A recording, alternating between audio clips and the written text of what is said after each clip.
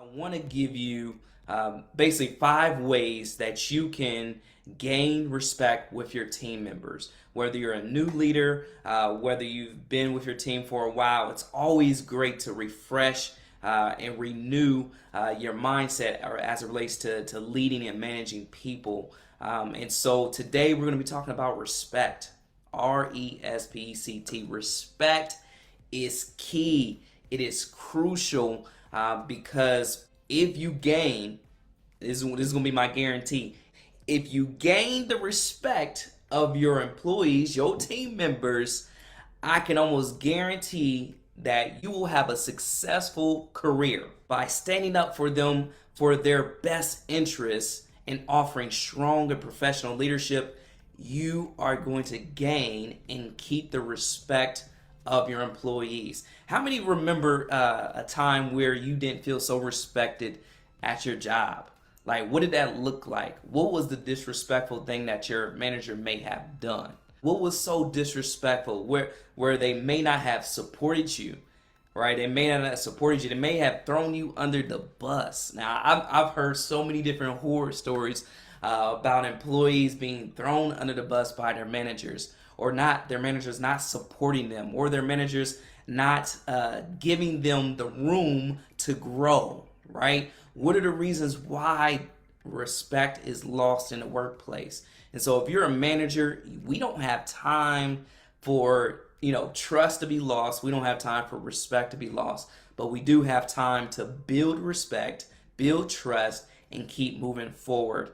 The first tip I want to give you is give respect. If you're trying to gain the respect of employees, you gotta give it away, give it away, give it away now, right? Give it away, get away, get away now. Oh, I don't know where that song coming from, but it popped into my head. And so, how can you give respect away?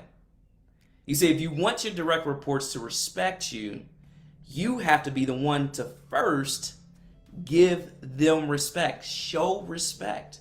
It makes sense if you give it away first, right? Ask yourself these questions. Do I treat everyone on my team fairly? Do I give them the same level of respect across the board? How do I show them that I value them?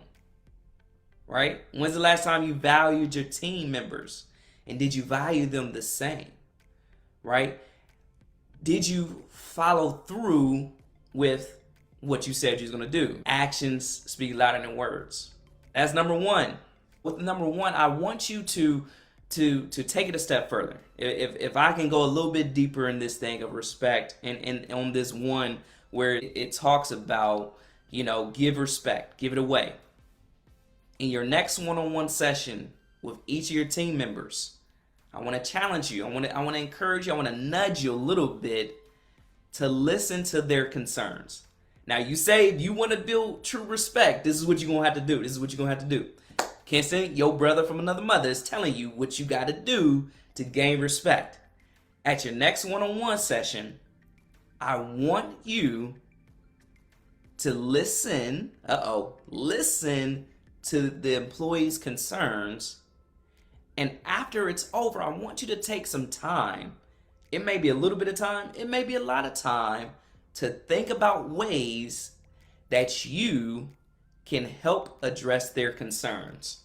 I need you to think about ways that you can address their concerns. In order to do this, it's going to, I already went to the T for in trust. It's time. But it's going to take time. It's going to take intentionality to build respect. If you listen to their concerns, and if you're able to help assist them in their concerns, you're going to gain respect. That's the goal. That's the goal. There's no hidden agenda. You want to gain respect. It's going to take some time. It's going to be some relationship building. You're going to have to give respect, and then over time, you're going to gain it. All right? Number two, communicate clearly with your employees. Communicate clearly with your employees and explain important decisions to them. If you treat your staff members well, they will most likely reciprocate that treatment. And that treatment equals respect. Communicate well. Lead by example is number 3. Demonstrate through your work ethic and contributions that you're reliable. You're reliable. You're showing your team members that you are reliable. And if you're reliable, again, that builds trust. Again, that builds respect. And you're going to be successful. A good leader doesn't just push their own workload onto their team members just because. There has to be a valid reason why, right? If you push things onto your employees just because you don't want to do the task, guess what that's going to do? It's going to do the direct opposite. It's going to tell your team members not to trust you or not to respect you, because why would they respect a person that won't even pull up their own sleeves and get in the weeds? Uh-oh. Now, I know there's different levels in the workplace, but if you're at a level where you can't pull up your sleeves and get in the game with your employees, I can guarantee respect is going to take place. I can guarantee that. Number 4 is actually being consistent. So consistency is key among strong, respected leaders. You should be consistent in your leadership approach and your expectations. So we go back to clarity. They should always understand what's expected of them. They shouldn't be caught off guard during review time. If your leadership style changes from time to time, I would just give you an example. If you give your employees freedom to make decisions on different projects or their workload, if you give them that freedom, the next day, don't change your mind and say, you know what? I think you should do it this way. Uh-oh, micromanaging. I think, well, what's your idea? Okay. No, do it this way. Now, if you're asking for ideas, you shouldn't be going back on that. Consistency is key. Okay? Number 5, be a firm leader. Be a firm leader. I was reading something the other day, and it was talking about, managers who are pushovers with their workers don't gain the respect of employees. I'll say it again. Managers who are pushovers do not gain the respect of their employees.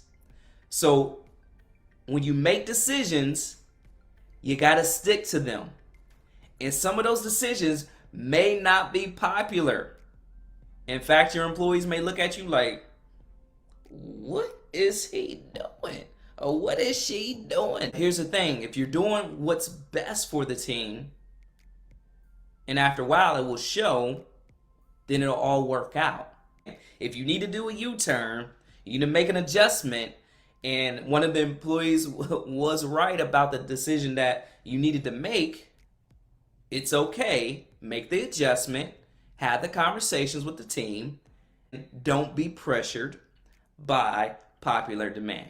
I'll say that. I'm going to give you a bonus. I'm feeling good tonight. I'm feeling good. It's starting the week off right. I want you to quickly admit when you're wrong. We talking about respect. Quickly admit when you're wrong. If you're the manager and you got it wrong, you got the decision wrong, you made the wrong choice, and your employees are looking at you, and you go back to your desk, and you shake your head, and say, I got it wrong. You need to, toughen up, walk back out there, talk to your employees, and let them know you got it wrong. And apologize. We're human. We make mistakes. They happen. Just because you're the manager doesn't mean you're perfect. Doesn't mean you're going to be perfect. But it does mean that you're going to sometimes make mistakes. And that's okay as long as you're learning from those mistakes. But the worst thing you can do that will make you lose respect in the workplace is not fess up. That's right. Not fess up. If you try to cover it up, it's still doing damage. And depending on how long you let it linger, how long you don't admit that you were wrong in your decision, respect is going to go down. It's going to go down. And so I want you to take these 5 tips and put them into action starting today, today, right now. Because we want to build respect with our employees, our team members. Because if we do not, then that means trust is diminishing. That means team morale is diminishing. That means collaboration is not going to be a thing, so much a thing anymore. That means all negative things. And we don't have time for that, managers, leaders. So make sure that you do the right things by giving respect, give it away, communicate clearly, lead by example, be consistent, be a firm leader, and quickly admit when you're wrong. If you do these things, your brother from another mother, Kenston, guarantees that you're going to get greater respect in the workplace. So that's all I got for you today. I hope you enjoyed this session. Please feel free to tag somebody and share with them who is a manager, who's a leader, because it is my goal to ignite, inspire, and empower and equip leaders to be the very best that they can be. So, till next time, I'll see you soon. Peace.